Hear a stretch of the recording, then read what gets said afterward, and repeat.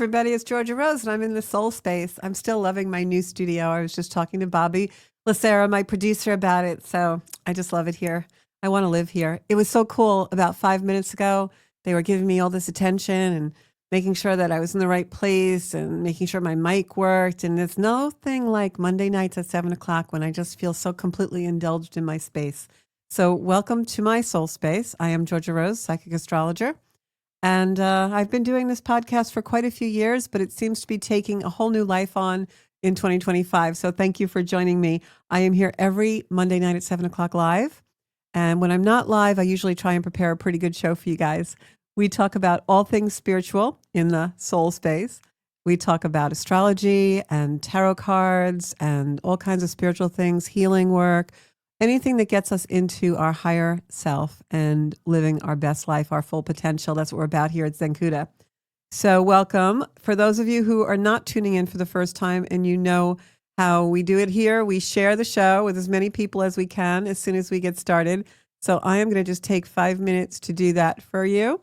And if you're watching at home and you are a fan, if you could share the show on your profiles, if that is appropriate for you, I would absolutely love that. So I usually start off the show with astrology. I'm going to do that tonight. And I am also going to talk about our topic tonight, which is, where are we going? I had to really start that because I woke up today and the energy shift felt really big. It felt like we had a lot of different energy coming into the cosmos and into our own world. And so I wanted to do a show about where are we going? May is a pivotal month for 2025. And by that, I mean that the energy is a little bit calmer, but it's also an energy where we're going to be making choices about where we go in our life. So where are we going to? We'll talk about that. So first, I'm going to welcome a few of our people here. I've got some really long-term friends and wonderful people who are like family to me. I have Trisha on and Carol and John, and more people will be piling in as we go today. I actually have us open on Facebook and on YouTube because I can never see all my comments, but tonight I am determined to. So hopefully Marianne found the show and a couple of other regulars. So where are we going to? So I have some practical tips I want to give you because I always try to model the show on where I'm at and what's going on in my own life. And the first part of 2025, these first 4 months, were really very deep, introspective, but they were also, everything was happening really fast. And I really didn't get the chance as much as I wanted to think about what my goals were and where I really wanted to be. If you go back and watch a lot of those shows, we talked a lot about, planning new goals, but it wasn't quite the time to strike or take action yet. And we're still in that kind of an energy, but now May is where we start to make our decisions. A lot of the planets that were in Pisces are moving into Aries. So yay for all my Pisces people out there. You know who you are because things are going to get a little bit lighter for you by the end of this month. But when things were really heavy in Pisces, we were dreamy and floaty. And as much as we wanted to move forward and we were getting these revelations about the changes we needed to make because so many things were shifting in the universe and major planets were moving around into new places where they'd never been before, it still was foggy. It was like, should I or shouldn't I? What do I really want to do? What is really my soul purpose? Maybe I could go this way or I could go that way. I'm not really sure. And it was like one step forward and 2 steps back. And now we're starting to see some clarity. Hey, Nancy, I'm glad that you found the show. We're starting to see some clarity. We've got some planets moving into Aries. Aries is an emerging energy. It's an energy where we really want to take action and do things. It's also an energy very much about ourself and our relationship with the self. The opposite of Aries, of course, is Libra, which is our relationship with others. So this is a time in the world where we're going to be configuring ourselves through relationships and through the other, but it's all coming back to us now. Saturn is going to be in Aries by the end of the month, and Saturn is the planet that makes us do our work. It's about responsibility. It's about responding to our ability. And in the soul space and in the Zenkuda community, our big goal is really to live to our full potential. And that includes responding to our ability. What are your talents? What are your uniqueness? Pluto in Aquarius is bringing out that uniqueness, that individual part of all of us that's our soul space that wants to come forward. So in an energy like we have in May, with now the emerging energy in Aries. Some planets are in there. We've got Neptune going in there, Saturn in there. We've got Chiron, the planet that kind of helps us heal our wounds in there. We're going to start to think more about the future and where we want to go. Hey, Cheryl, welcome to the show. So when we think about where we're headed to, it's really hard work. It means we have to kind of come into our own space, our own soul space, maybe be a little introspective. And I think for many of us, it doesn't matter what age you're at, this is an energy that's really forcing us forward to think about ourselves in a very different way for the first time in our life. It's like whoever you are, this is your time. I know for me, I can feel it really strongly that this is my time to come into some of my full potential on the spiritual things that I want to do and moving Zenkuda into another realm of success and really, kind of pushing my own comfort zone and coming out of that COVID sequestering and doing everything online and maybe starting to do some more live events and some more lives just on the computer, on, digital world. But whatever it is, I think that we have to move ourselves forward in this energy. It's almost like we can't stand still anymore. The status quo isn't even appealing. It's like when we had that really long time of Mars in Cancer, we all kind of wanted to stay in place, stay underneath the blankets. Now we don't want anything to do with the bed. We're just moving on. So we're going to talk a little bit about the astrology, and then I'll dive a little deeper into some tips on how we get that clarity that we need to move our life forward and make the decisions we make. But this week is a very powerful week coming up for the transits. And the first thing is we're just coming off a Venus-Neptune exact conjunction. So hopefully that kind of tweaked our values a little bit. Venus is the planet of love, but it's also the planet of values. So hopefully that tweaked them in the sense of we're getting a little less dreamy and a little bit more clarification about our values and what's really valuable to us, where we want to spend our time, where we want to take up our time. Pluto is retrograde, went retrograde Sunday. Yesterday, this taping is May 5th. May 4th, Pluto went retrograde. It's going to be retrograde to October 13th. When a planet is retrograde, it's much more powerful. It's closer to Earth. Its archetype, its energy is much more powerful. Pluto is transformation. Pluto is metamorphosis. The phoenix rising from the ashes, as Scorpio is ruled by Pluto, the butterfly. The DNA of the butterfly. Even when it's a caterpillar, it's still a butterfly. So remember that when you're facing that hard work to find those clear moments. So because Pluto is moving slowly, it's more intense for us. It's going to bring things up from the hidden depths. It's going to bring up the revelations and the things that we keep hidden. But in Aquarius, where it's going to be for the next 20 some odd years, it's bringing things up so that we have to align with our individuality, our individuation, what's super unique to us. Not in the sense of our culture and our community, it can be those things too, but really unique to just us singularly. And with so many planets in Aries and more headed for Aries now, which is our relationship with ourself, you can see how all of a sudden the focus is on me, me, me. And the focus is on that emerging energy from deep within us of our own authenticity and who we really are. And this is about being the person that you want to become and actively pursuing that. And that's what the rest of 2025 is going to be about.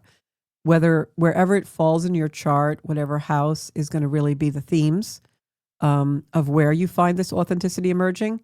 If you're a first house Aries, it's going to be all about you and all about your relationship with yourself and balancing that. Second house, it's going to be all about those complexes you run about your self-preservation. And, what do I need to really understand and change in order to actually find authentic stability? And on and on. And I'll go through the houses in a little while. But we've also got a couple of things happening. Mars and Venus are headed for a trine. When that happens, it's good because Venus and trining Mars, and especially now that Venus is in Aries, this is an energy that's going to attract us to things that are new. And it can possibly be impulsive because Aries is a little bit of an impulsive energy. Any of you who have a lot of Aries in your chart or know an Aries, they can, be like the ram. They do, run in and, they like to do things very quickly. But this Venus is a little more healthy. It's more on the side of attracting us to new things. And I think it's going to be very healthy with these other energies that we have emerging. It's going to help us to really be clear on what's valuable to us. We also have on the 7th of May, which is Wednesday, we have Chiron, which is a 50-year cycle. That's why almost everyone in certain age groups will have Chiron in the same place in their charts. Right now, Chiron is in Aries. And that 50-year cycle is meeting up with a planet called Eris, Eris. And Eris is a 500-year cycle. So Aries energy, where Chiron is, meeting up with Eris in Aries, is something that doesn't happen very often. And it's happening May 7th. And what Eris is Mars's sister. Now, you know, Mars is the god of war. He likes to stir things up and cause disruption and be aggressive. And Mars rules Aries, by the way. And but Mars is also our assertion. It's our ambition. It's our mojo. It's our desire to really do something, right? So when Venus is in Aries, which is ruled by Mars, it gives us a lot of motivation. It can be really great motivation. It can be motivation in the extreme for some people where they become warlike and aggressive. But in this energy where Chiron is meeting Eris, who's Mars's sister, Eris is the bearer of chaos and discord. But on its positive side, it is the bearer of chaos and discord because it likes to shake things up. So we suddenly see what's not really working. So you see how that energy kind of fits in with what we're talking about? So as that emerges, it shows us what needs to change. Where are the problems? So we can get to a higher level of consciousness. We can really meet our higher selves on that road of clarity. You know, we've got Eris and Chiron showing us, this is where I feel wounded, right? That's Chiron. This is where I have these triggers. And Eris is going to bring them up. It's going to disrupt them. It's going to poke you because it wants you to feel that wound. So you have to do something about it. Walking around with that wound and not healing it, not looking at it, not working with it isn't really working for you. You might think it is, but it's not. You're just kicking the inevitable can down the road. So Eris comes in and pokes it. It makes it sore. It makes that sore knee or that sore tooth that you keep not going to the dentist or the orthopedist about. Eris is going to make it hurt so that you actually have to go get your surgery, get the tooth extracted, get the filling done, and then it's gone. That's the purpose of Eris and Chiron meeting in Aries, this emerging new energy to bring us a lot of healing. And that's going to be exact on the 7th, but the energy will stay with us a while. So this is about all the energy this month is about taking things to a new place, but it's not about the action yet. We're not out there doing it. This is about the strategy, the mulling over, the understanding, wow, I've never been this clear in my life. Boy, I'm seeing things I never saw before. But you know what? I can't unsee them now. I have to do something about it. I have to change either the way that I am reacting so that I can respond better and get in touch with my higher self, or I need to change my situation, my environment, the container I'm living in, those kind of things. Welcome, Sarah and Dawn and Elizabeth. Glad you found the show. Hi, Elaine's also finding us tonight. That's great. So you can always play the show back to find this astrology. And then May 10th, we have Mercury in Taurus. You're going to feel the energy of the shift. Mercury flew through Aries. It's now in Taurus.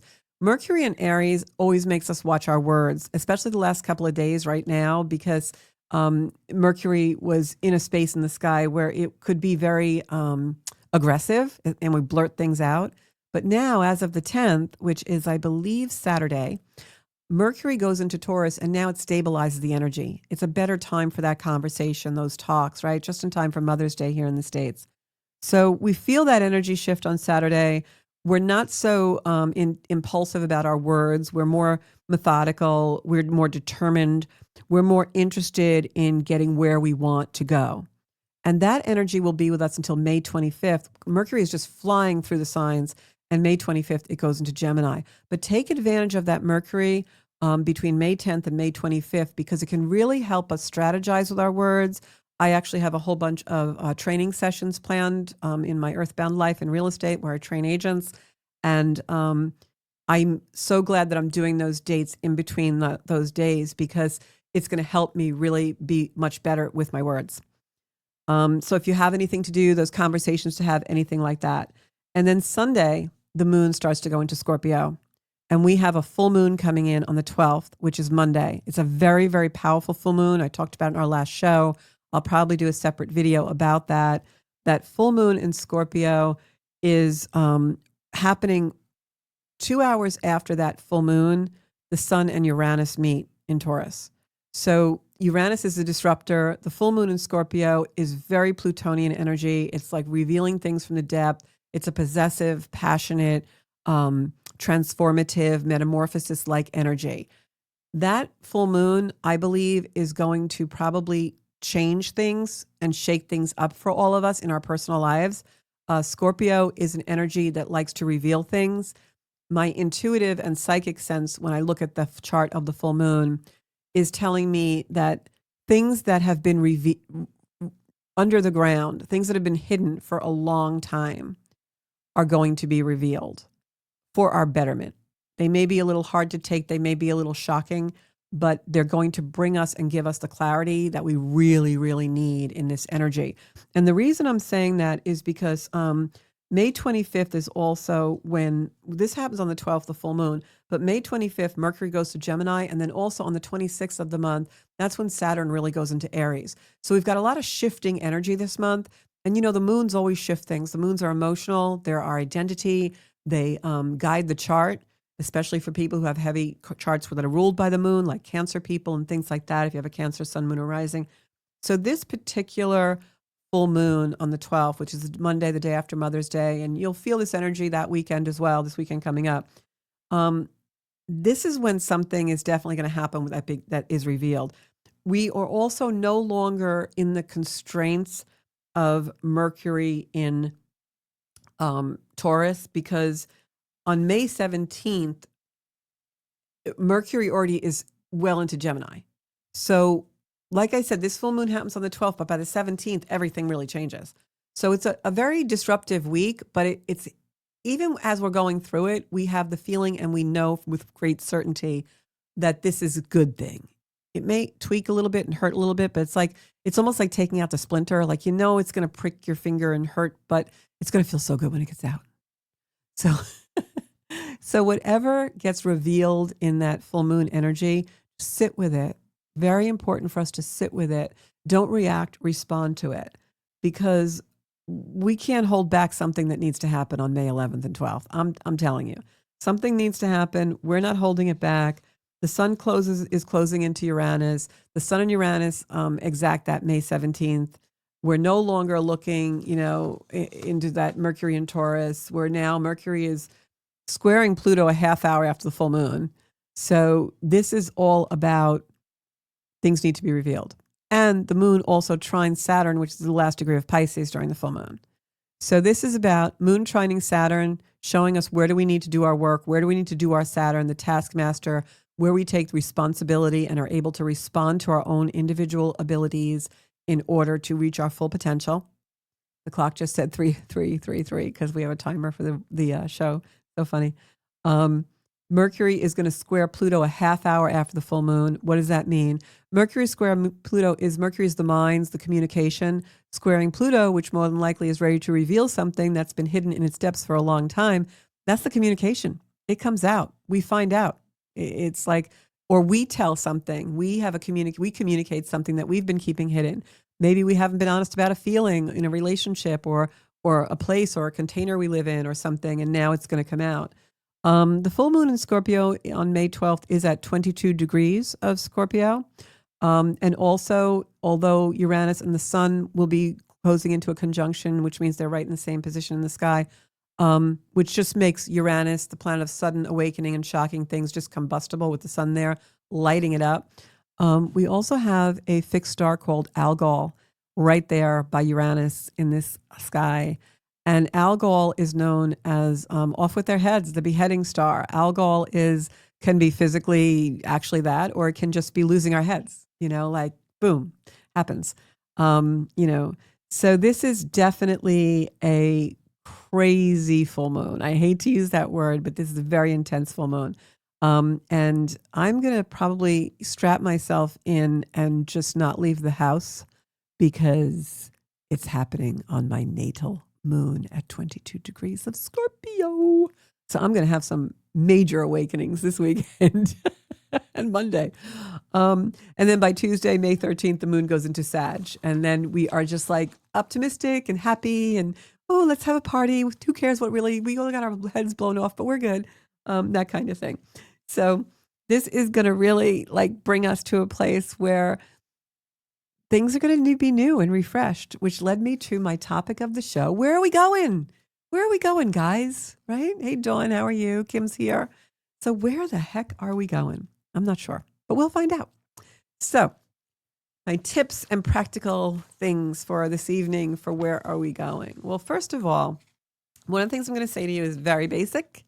I teach mindfulness. I teach meditation. And one of the things I'm going to say is that when we're in an energy where we're not really sure where we're going to, maybe we're coming off some trauma, some heartache, where we've been addressing maybe wounds that we've had for a really long time. And now in this energy, we finally have the motivation and the power, because this is a very powerful energy for our own agency and our own inner strength. And so we can definitely get to a good place. Thank you, John.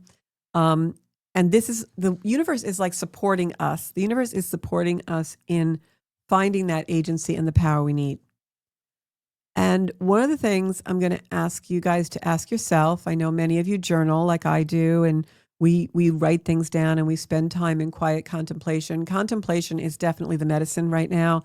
You know, go out, walk in nature, contemplate where you're feeling relaxation and where you don't, you know, really zero in on that. But what I'm going to say is, are you thinking a lot about the past? Because I think we all have, and Pluto retrograde, where it's going to be till October, makes us kind of go back in the past a little bit. But we have to stay present. And that's my first practical tip. And I know that's cliche and you probably hate hearing it because everyone says, oh, presence, mindfulness. But ask yourself, am I present in the past? You know, am I present in the past? Because if that's what's, you know, you're driving in the car and the radio's playing and you're thinking all about, you know, 10 years ago, 15 years ago, 20 years ago, why this happened. Some of that is good. You know, we have to do a little contemplation so that we don't make the same mistakes and same decisions that maybe weren't the best for us. But are you present in the past? In other words, is the past taking over your present?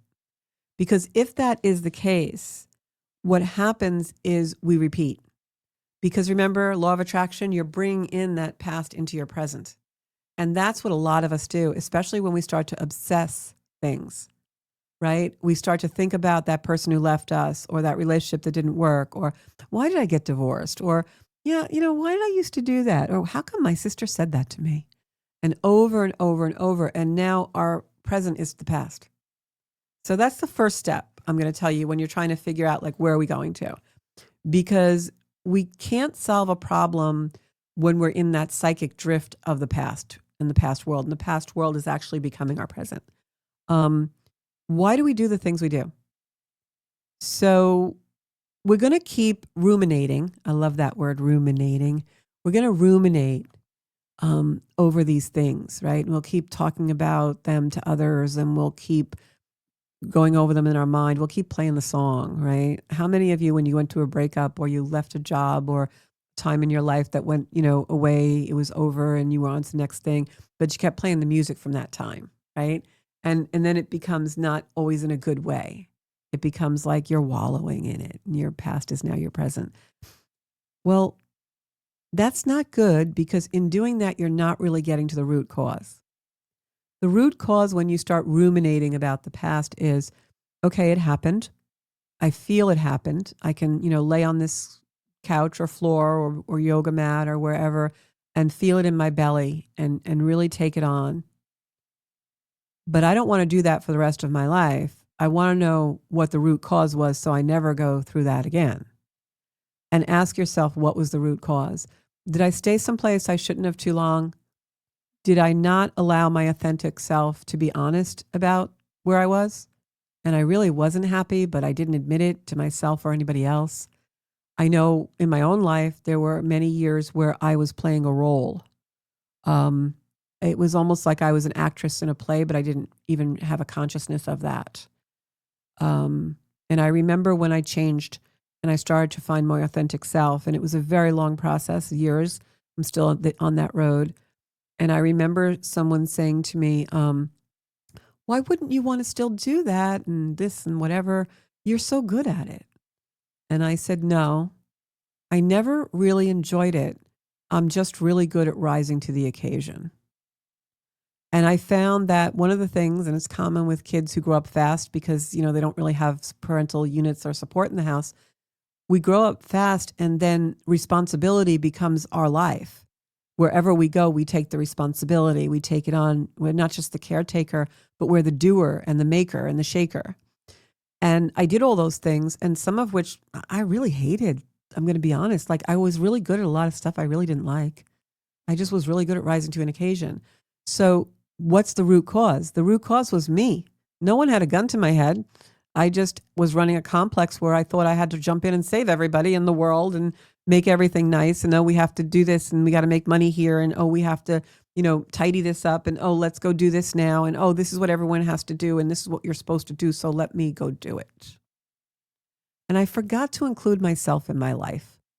And that was nobody's fault but my own. And so now my authenticity is really, really strong in me. And I say what I need to say. And I'm really honest, almost to a fault, because I'll never get those years back. I can only make up for them by being my most authentic self that I can be. And that's what I mean about being present in the present and not being present in the past.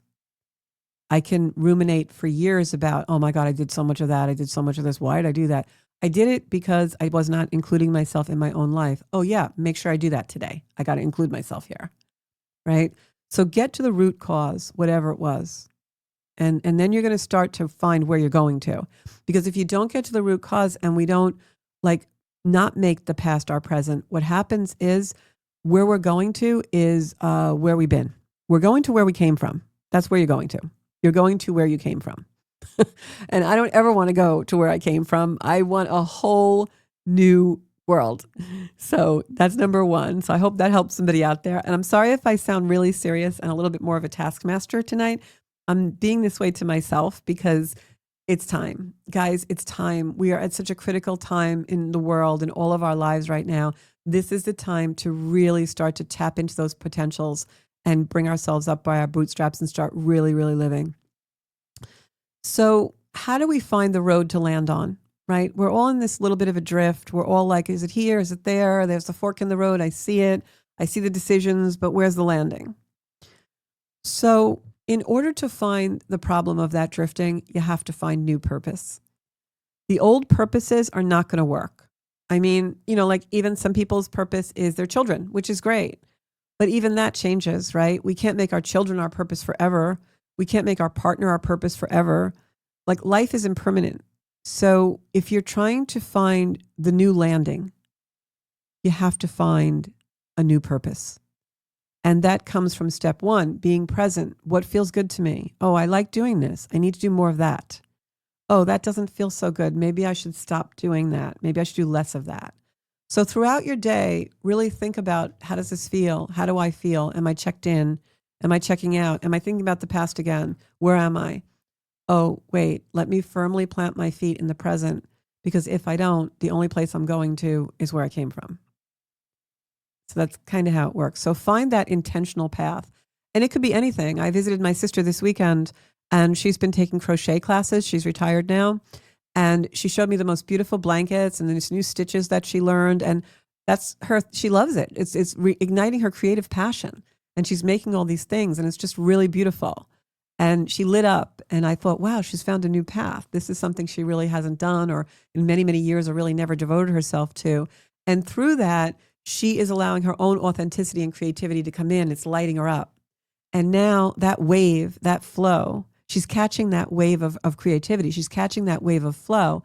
So now that will start to crash into all the other parts of her life. And things will start to just be in alignment, just from loving crocheting and taking that.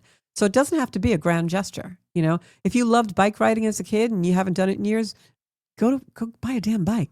Go buy the best shiny looking bike you ever saw in your life. But do something.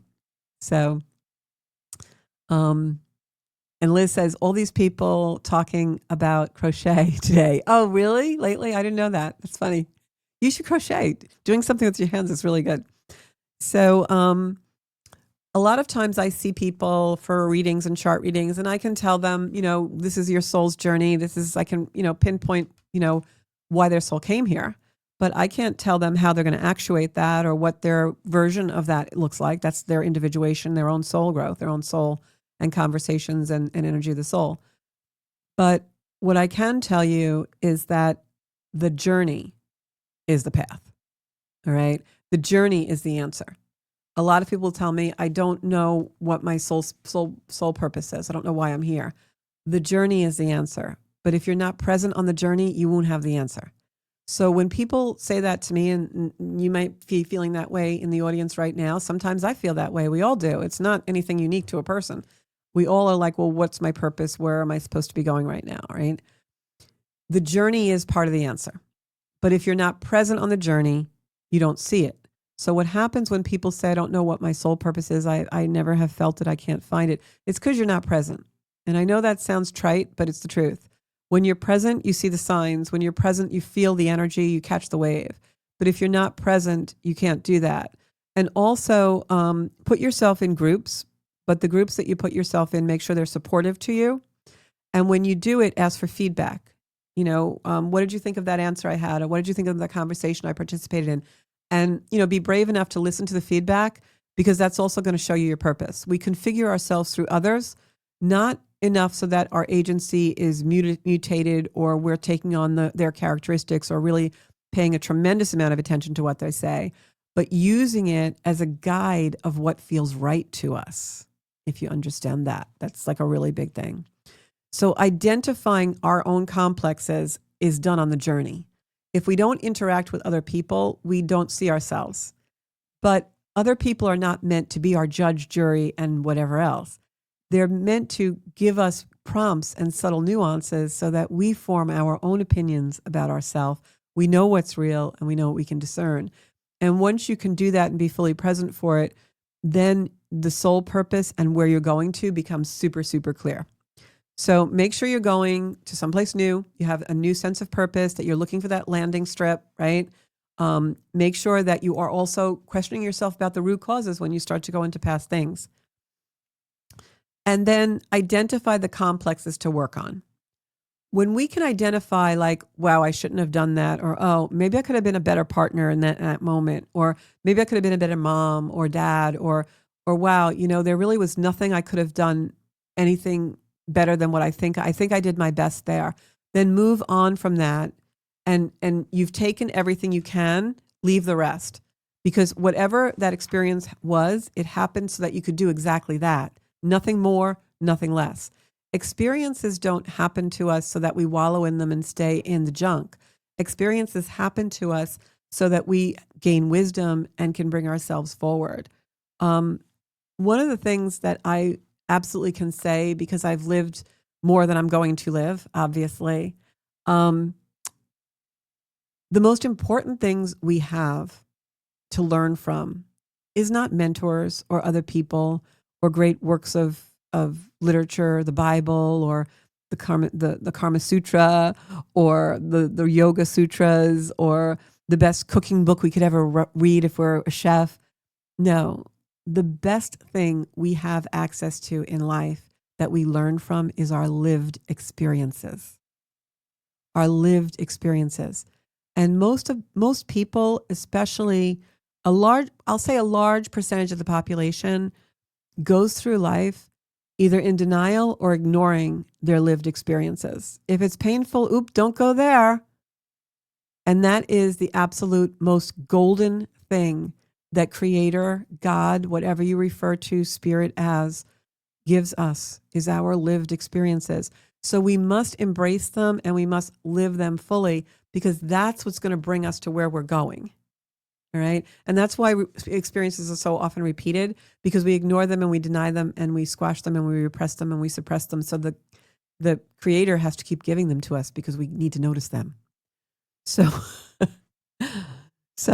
yeah, it took me a half a lifetime to figure that one out. But when I did, it was priceless. So become present in now and not in the memory field of past patterns. And then the third tip I'm going to give you, the first one was, don't make your present the past, right? Don't make the past your present. And the second one, of course, was find new purpose. It could be little things, but find new purpose. And then the third thing I'm going to say is mindful living. This is something that when I walked into a yoga studio in very early of 2011, completely changed my life. The movement of the body, the beautiful lectures and thoughts that Jackie Morrison at Long Island Yoga always gives us absolutely changed my whole life. I'm going to cry thinking about it. I often cry on a yoga mat. That's where I cry most of the time, tears of joy. But if you can apply mindfulness to everything, it brings an awareness to our life that just like flows, everything flows. And when you're in that awareness, you catch the waves that you're supposed to catch. When you're in that awareness, you suddenly see things you never saw before. And you begin to realize what you've been missing and you start applying it. And then that age-old dilemma of, I don't know my purpose, I don't know where I'm supposed to be, is no longer a question. And you just try it. Start to become really aware of your surroundings. Get in touch with that higher place within you, that higher self, that place that has a knowingness about things. It's there. We just cover it up with day to day to day to day bullshit. And then be yourself as much as you can. Catch yourself when you're saying the right words that you don't really feel. I'm not saying to be brutal with people. I'm saying just be you. You're not a brutal person. You're a nice person. You're a good person. We all are deep down. Let it come through. Pay the compliment. Receive the compliment. Say, no, I really don't feel comfortable doing that, and leave it at that. Don't have an argument about it. Be really, really honest. And then the fourth one is, and this is the hardest one. I work on this every day. And I'm not going to blame my family of origin, but I have a lot of conditioning with this. And you'll all know when I say the word, step out of judgment. Judgment. Oh my gosh, it's such a disempowerment. And we do it to ourselves. We judge ourselves all day long. And we judge each other, constantly judging everything. And that's something I struggle with to this day, self-judgment, etc. And it's very hard because a lot of the things that we surround ourselves with are very judgy. So if you can step out of that self-judgment, all of a sudden, the place you're going to is different.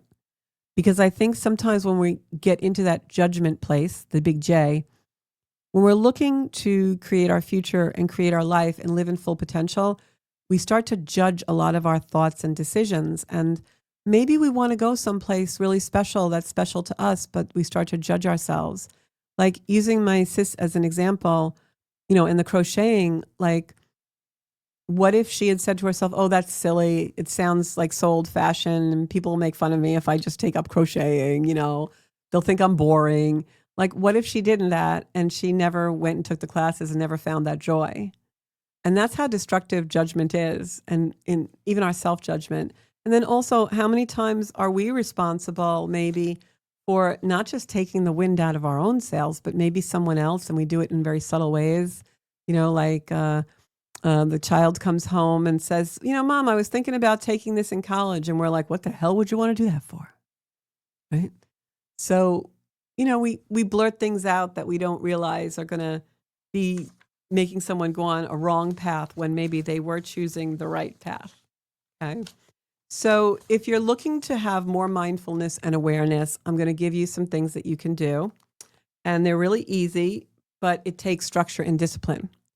And the reason why the structure and discipline is very important is because with Saturn going into Aries, Saturn is our structure, it is our discipline. Saturn is the framework in our life. Saturn is where we need to dig in and be responsible, right? Respond to our ability. That's Saturn. Oftentimes, Saturn will create limitations and authority in our life either through other people or certain restrictions, in order that we see what limitation feels like, so that we take responsibility to do the hard work we need to do to eliminate and overcome those limitations. Very interesting. So with Saturn going into Aries, this is a whole new emerging energy. It goes into Aries on May 25th. We're already starting to feel it. So this is going to very much be about, especially with Neptune in Aries, for the next while, about 15 years. This is going to be about self-devotion and devotion to ourselves, and not devotion to ourselves like the monk in the monastery on the mountain, although that's really great. I live a kind of a monastic life at times. I spend an inordinate amount of time in contemplation and meditation and things like that. That's what I need to do in order to find my own where I'm going to. But it's devotion to self in the sense of motivation. Like, give yourself permission to be who you want to damn be. Give yourself permission to take the leap. Just do it. This is the time where the world is really supporting that. And so as you go into awareness and truth and change with love and wisdom and empathy and safety, because you're safe there. When you're in alignment with your own awareness and your own truth and you're making change, that's a safe place to be, let me tell you, because that's where the universe wants you. And then you add a little sprinkling of non-judgment to that, and that turns into structured discipline and self-devotion. Because it's your willpower. Self-devotion from a point of view of willpower. What do I need to work on? What do I need to do? What do I need to change? What do I need to put in place? How do I need to communicate differently? What's my strategy for getting to the where I'm going? So that's what it's about. So I'm going to read some comments. Liz is taking up crocheting. I love it. Send me a blankie. Aaron Bartles agrees with and Kim Murray also. Everybody's agreeing with me. So hopefully we can all support each other to do it. So, one of the things I was going to say is, you guys send me your wins, because there's nothing I like more than like hearing, hey, I did this today. This turned out really great. I want to hear your wins. That's going to put some wind in my sails and help me catch my own wave, So show me, where did you put that devotion to self? Where was that structured discipline where you went out and you did it? And I know this is Aaron's language because he's got a lot of Aries in his chart and he struggles with judgment. Myself, my other imposter syndrome, yeah, all that stuff. Believe me, I get it. It does. It takes a lot of work. And that's Saturn. And Saturn going into Aries is a great thing. It'll be there for like 2.5 years. But we want to utilize it to its utmost, because Saturn in Aries is going to give us the mojo to do the hard work, to do the discipline. And remember what I said, the most important thing that we have, the most gold and valuable thing that Spirit, God gives us, our Creator gives us, is those lived experiences. It's the greatest motivation we have. So use those lived experiences and where you've been to put yourself where you're going to. And make sure where you're going to is not where you came from, because that's where all the judgment and the non-awareness and the dishonesty, that's where it all lies, is behind us. So let's move forward and really get to where we need to be. So how do we do that? What are the tools? I'm going to give you the tools. So you can play this show back as many times as you want. I'll make sure it goes on the website really quickly this time. Everything I said, just play it over and over, and tell me things, because I need you to add things to my things too. But here's your tools. Your tools are meditation. Okay. These are your tools for awareness and truth. You want to get into your nitty gritty. You want to get into real awareness. You want to get into your truth. Meditation, life review, tarot oracle cards. They'll tell you what your higher self is thinking, and nature, ground in nature. Those are your tools for awareness and truth. All right. Awareness and truth. Getting in touch with your higher self. Okay. What are your tools for wisdom? Your tools for wisdom are crystals.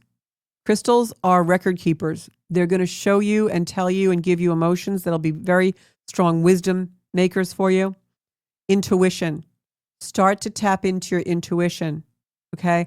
Like the tarot and the oracle puts you in truth and awareness.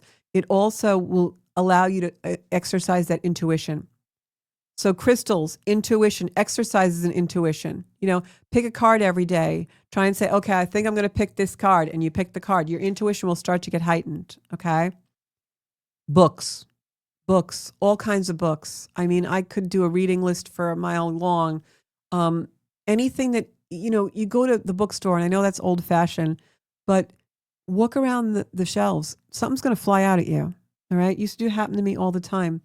So for your wisdom, it's crystals, intuition, and books. Awareness and truth, your tools of meditation, life review, tarot, oracle cards, and nature. And then your non-judgment tools are going to be your collective experiences. Go back and think about the experiences that you had in group settings, in family settings, etc. Where were you judgy, and where were you judged, and how would it feel like? You don't ever want to have someone else feel like that because of you or something you said, right? Reiki healing. Go for a Reiki session. It's going to bring out the real truth and honesty and awareness, but it's also going to bring out non-judgment. It's a compassionate, unconditional love space. Yes, Kundalini yoga, absolutely, Aaron, absolutely. And that was the next one I was just going to say.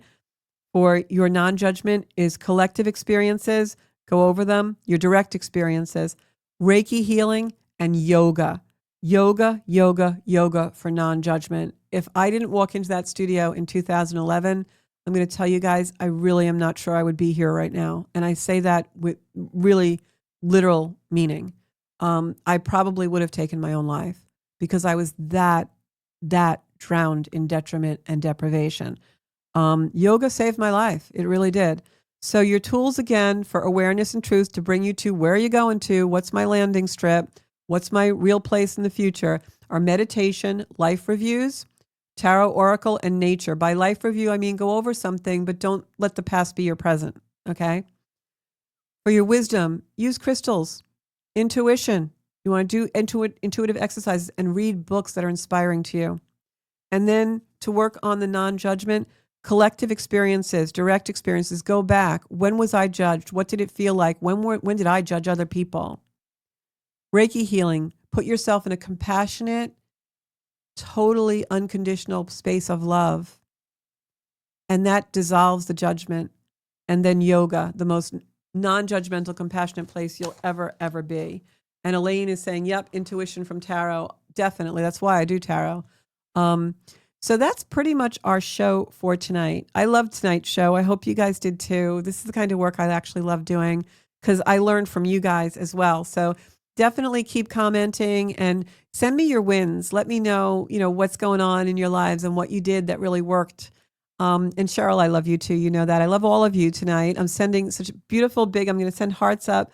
I just absolutely love you guys to pieces. And this is the energy that I'm sourcing my life from right now. So thank you so much. And if you think anyone can benefit from this show, please share it. You can also find me on zenkuda.com where you can book a reading, either tarot or an astrology chart reading, or if you want to work with me for coaching. And also you can find me on social media, Zenkuda Soul Space. Please follow me there, and Zenkuda Official on Instagram. And please, if you haven't already, subscribe to the YouTube channel, Zenkuda. Thanks so much, guys. I'll be back here next Monday at 7 o'clock, and I'm going to do a show about tarot and how to read tarot and some tips. So get yourself a set of cards and join us next Monday at 7 o'clock. Hi, everybody. It's Georgia Rose from Zenkuda, and here is our beautiful new website, zenkuda.com. So I want to show you a little bit and give you a tour of this beautiful site that we have. And everything is all in one place now, and you can do everything Zenkuda right on our website. So when you log into the homepage, there's a little space here where you can go right to Zenkuda Astrology, online classes, or book a reading or coaching session with me.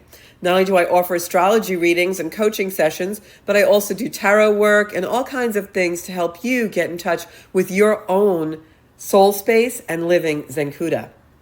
There's also a place here where I describe my journey and what it was like for me to actually found the Zenkuda community and be able to bring you all of the healing techniques that we do and the philosophies of evolutionary astrology, spiritual wisdom, and yoga. And you can read about what my journey was like. And in addition to that, if you go on to book a reading, you can actually book a reading for any session that you really would like to have. For instance, a 1-hour astrology chart reading, a tarot card reading. I also do synastry chart readings for couples. And I can also do a long distance healing meditation and Reiki session. And you can even purchase our Circle of Light Oracle cards, which were created by myself in order to put healing and light into your day.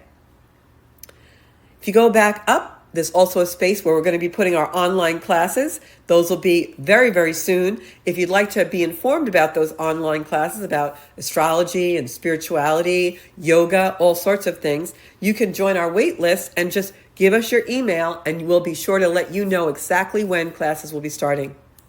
And this button here brings you right to the Soul Space podcast.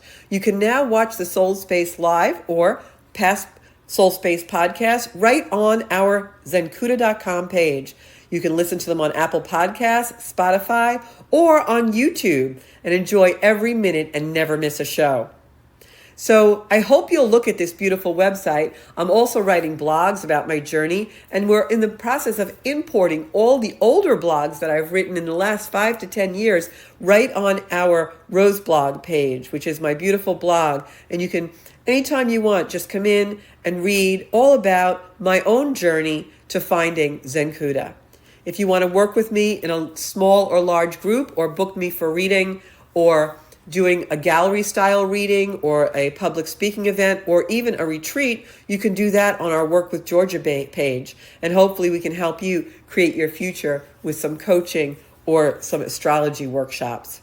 So that is our beautiful zencuda.com site. I hope you'll be on there. We're also developing a space for community on there where you can learn more about astrology and spirituality and all kinds of things, and we can support each other on our beautiful, beautiful journey to finding our own soul space and living Zencuda.